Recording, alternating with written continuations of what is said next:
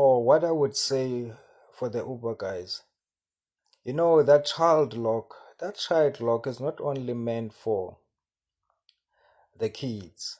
It can also be something that will help you too, you know, because now someone that you picked up decide maybe to rob you, and you are driving. Now knowing that this person is sitting at the back, and that person won't be able, or it won't be an easy thing for him or her to get out of your car. If you are able to drive to the nearest police station or nearest gas station where everyone can witness whatsoever that is about to take place or that is taking place, do so. But if you see that your life is in danger, you must try some ways to exit that vehicle. And again, please keep your phones in your pocket so that whenever you exit that vehicle, you will exit in a way where you will be able to communicate with people, or where you will be able to call police. Even though you know they are not going to arrive at this time, and at least know the registration number of your car by heart, so that whenever you decide to jump out of the vehicle, you are able to remember what vehicle you are driving and give a proper description to those officers who will be at the scene. And also, it's important to have cameras, in your vehicle, so that whatever altercation that takes place, it can be recorded and it can be seen. Even the perpetrator can also be seen. Again, guys, to the beachgoers, you know that you couldn't swim in your home swimming pool. Now you are faced with crowded spaces, like the beach is filled with people, you know, and now that you are intoxicated, you feel that, or you see that water would be good for you, you can swim. Please don't risk.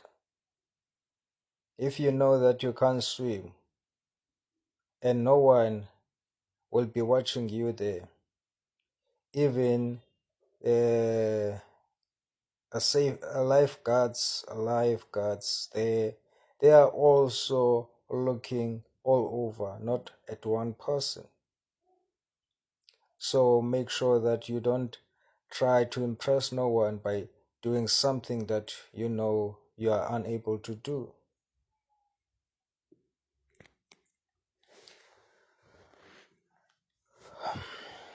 Marching forward,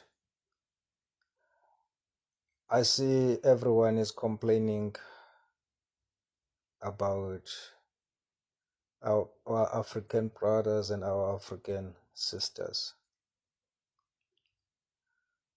Some who came in without proper documents.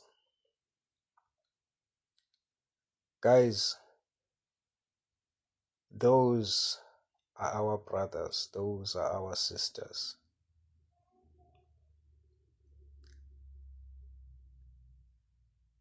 And irrespective of the ways that they came in, the only thing that we can try to do is to make sure that the law takes its course. Let's play a role that won't discriminate, or that won't oppress them or dehumanize them or humiliate them. Let's play this role by making sure that as they came in, Maybe it could be legal or being trafficked in our country.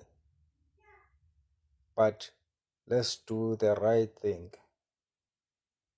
because now when you chase those people out, maybe some of them are wanted. You are chasing them out, and then those people who are victims of the crimes that those people or some of those people committed, you know, so they will never see their perpetrators facing justice, because we decided to take the law into our own hands. As they come in undocumented, will it be a problem if those people get documented in our country, now that the system is the way it is? When they are documented in our country, we'll know or will be able to know who is who. If they came or come in without those legal documents that each and every country requires for someone who is not a citizen, let's try to minimize this discrimination. Not minimize, let's try to do away with this discrimination, these xenophobic attacks. Let's do away with them, because these people are our people. These are our African brothers and our African sisters. We belong to the same continent with them. Let's pride ourselves in doing what is right. Somewhere, somehow, we are failed. Those people did not fail us. Our own government did something unthinkable to decide what they decided. And the borders are open, and there is a free flow, which anyone, if you are oppressed in your own country, you will see it as an opportunity to flock in the country that the borders are open.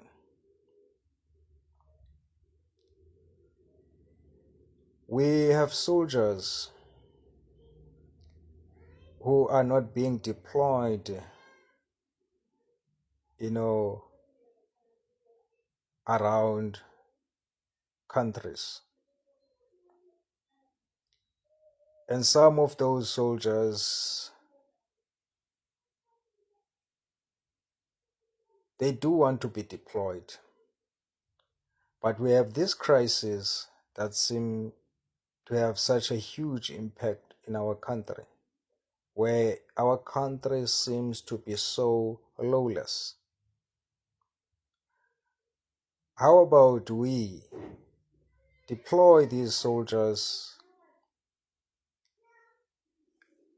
within,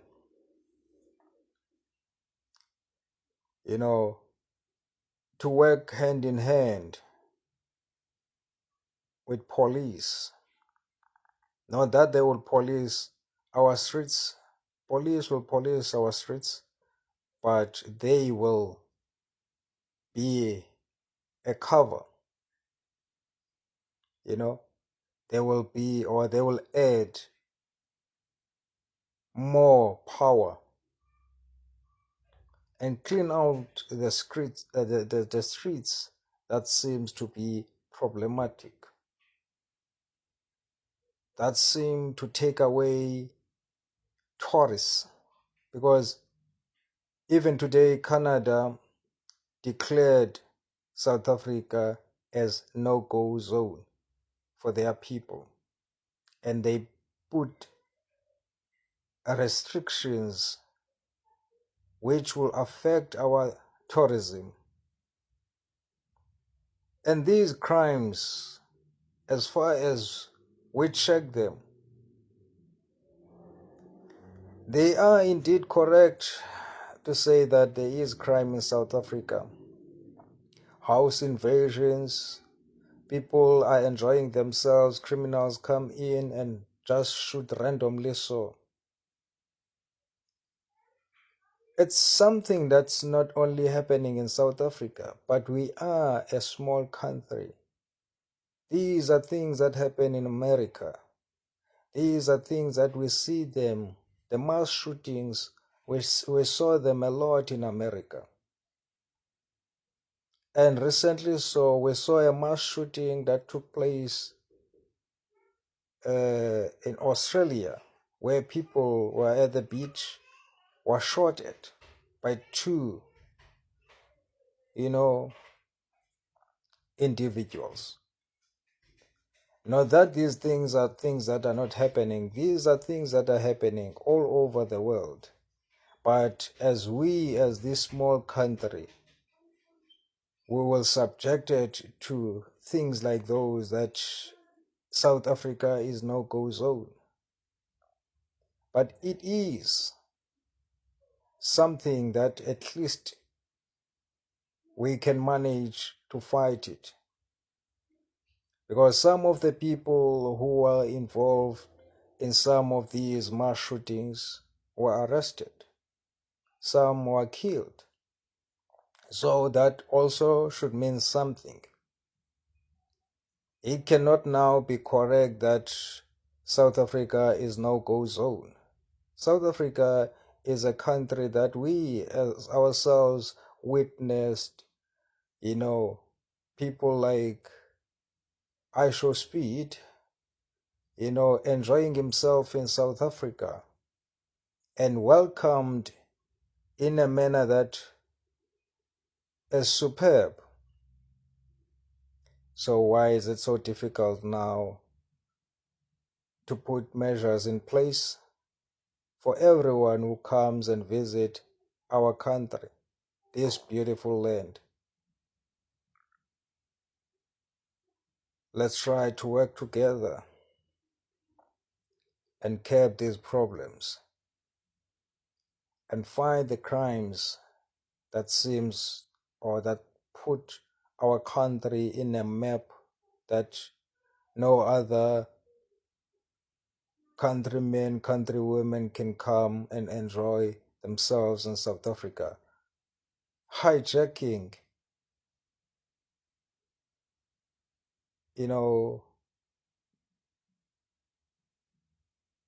killings that takes place are something that is,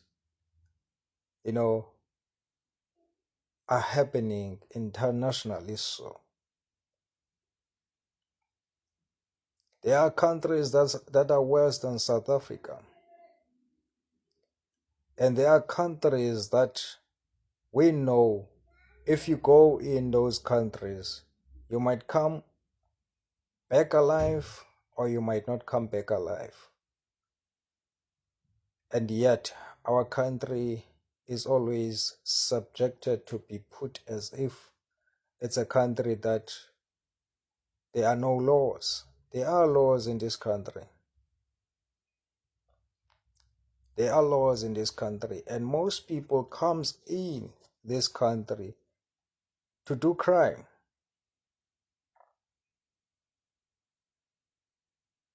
So how do you then paint that one? How do you paint that one? That is why I suggest that it's about time for us to work hand in hand, work with authorities, work with those who want to work with us as communities, to make sure that our country remain a safe country, remain a country that can be visited by any, that can attract tourists, that can attract business people, come and invest in South Africa. That's what we want. Not to be painted as if there is a genocide in South Africa. These lies seem to impact so much, but as far as we know as South Africans, black, white, colored, Indian, and all, we know that there is no genocide here. And we know that because we live in here. Crimes that are committed are crimes that we are aware of. There was a mass shooting that took place. No one called that one a genocide. In different clubs.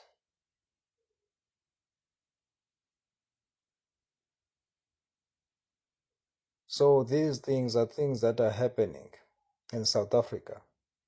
Not only in South Africa, crime is everywhere. It just differs to how it is being dealt with. So even the intelligence or those people who are dealing with crime, they know how to deploy their own sources so that they can be able to know what will happen in hand. So they remain or they play a role of being proactive than to be active, which is a good thing. And we have seen that a lot in places like KZN, in places like Johannesburg, in places like Cape Town, where intelligence were deployed and so many people were intercepted not to be able to do what they wanted to do. So this country is not a lawless country. It is a country that is striving to be there.